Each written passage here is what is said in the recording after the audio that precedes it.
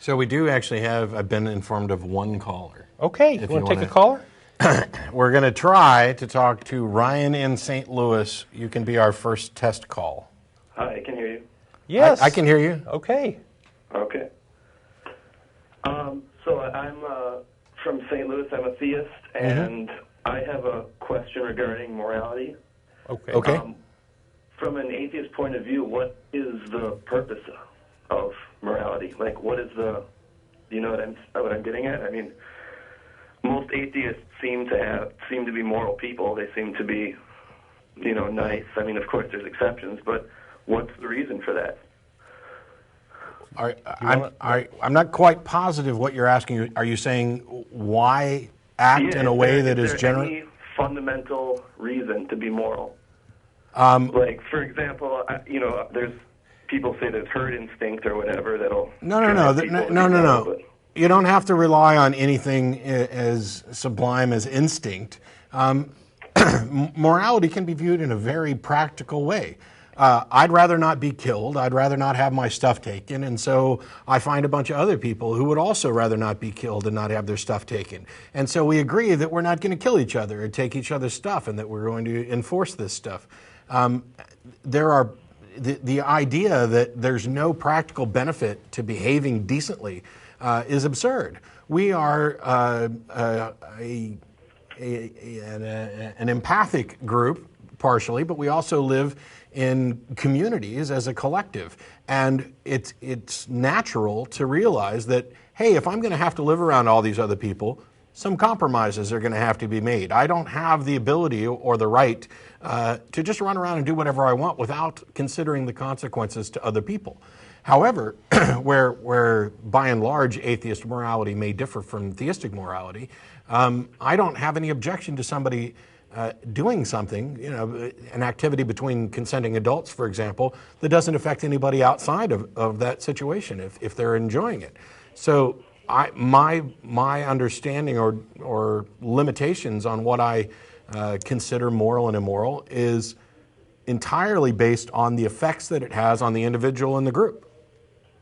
Okay, well, but let's say that you could benefit somehow by kind of breaking from that rule. Sure, you can. Yeah, you definitely can. Slavery is incredibly beneficial to the person who owns the slaves. Yes. Yeah, and that's why societies for the longest time advocated slavery. It's why the Bible advocates slavery, because the people back then realized, hey, we really benefit from being slaves. But all you have to do to find out where the moral problem lies is to talk to a slave who realizes that they're not actually benefiting from this. So that you have over time developed a number of core principles, one of them being this idea of individual freedoms which end when they encroach upon the rights of others. But where does that even come from, individual freedoms? I mean, why even have that? Why not have... Because what if society could improve by having a very small percentage of the population enslaved?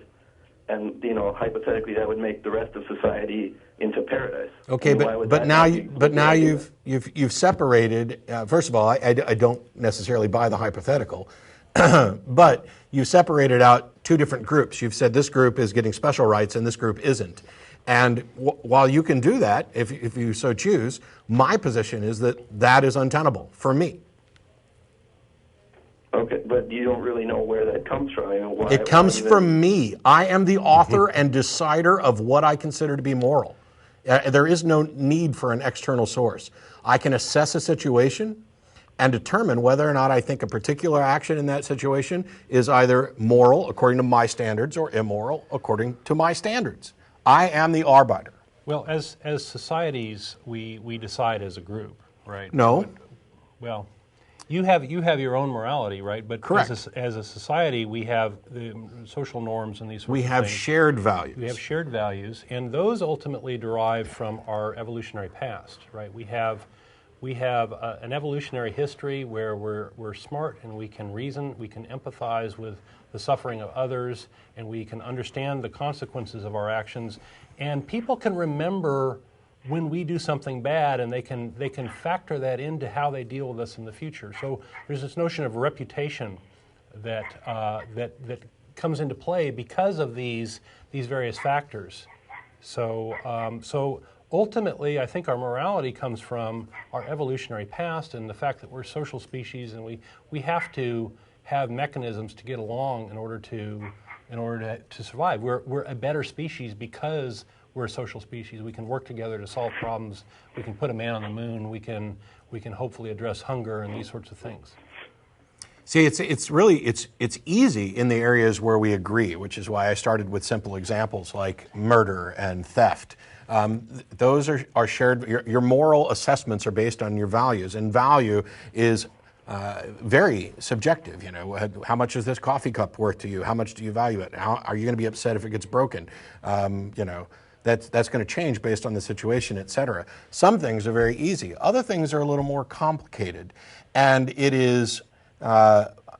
When I go to make an assessment of whether I consider something moral or not, I'm using my values, but I am open to being convinced that I have made an error, that I have, for example, a conflict where I have this value, and they do not reconcile with a given action. For example, the idea that I value the freedoms of all individuals equally. If I were to also hold slaves, that would be a conflict. And ironically, that's exactly the position that you find a lot of religions and a lot of past cultures being involved in.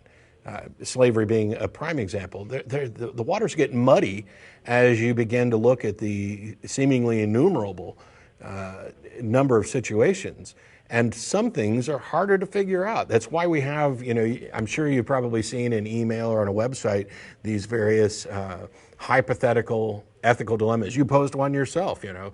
If the world as a whole would benefit if one group got marginalized, would that be a sufficient justification for it? And the answer depends on whether or not you value the freedom and rights of all of those people equally. Is your system such that it would be a violation of a higher valued ethical principle, the rights and freedoms of everyone, to do so?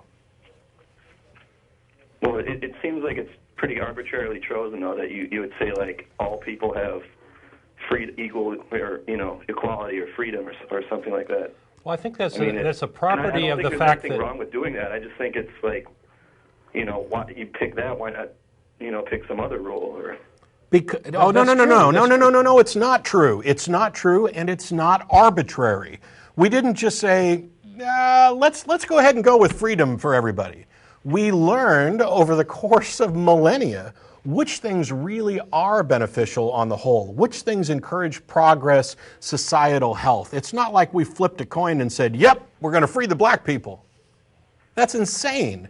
The use of the word arbitrary and the position that these are things, you know, like we're just picking our morals out of a hat is absolutely insane. This is the result. I mean, this is one of the reasons why I rail against biblical views of ethics on a regular basis. It's because this book includes the best thinking of a bunch of Iron and Bronze Age people who thought it was okay to kill unruly children and to own slaves and to treat people as property and to go in and rape and pillage. This is the best thinking they could come up to. We have improved upon that.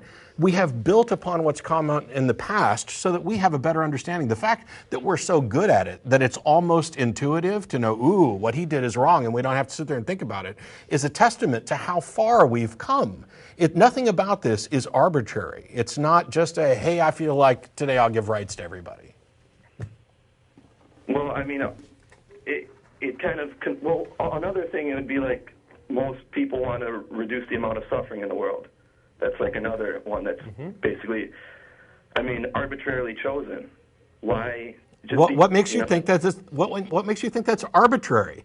I would like to. Why, no. Hang on. Limit suffering. Why not increase suffering? Because or keep suffering the same. Because okay, God, this is so painful. Would you like to suffer more or less? Less. There you go. Was that arbitrary or was it based on your preference? No, that's just based on I'm a mammal, and I try to avoid suffering, or like I'm an animal, basically. Okay. You just answered your own question. You just said the case. exact same thing that we've been saying.